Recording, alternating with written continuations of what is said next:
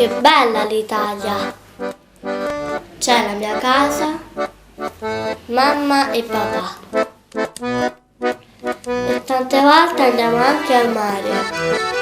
Io mi metto sotto l'ombrellone e prendo il sole. Capita che andiamo al ristorante e mangiamo la pasta.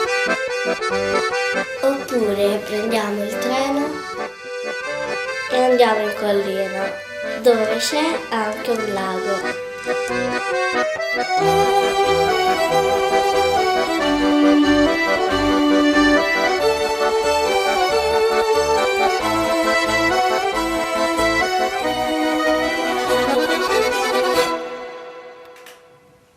Io sono italiana.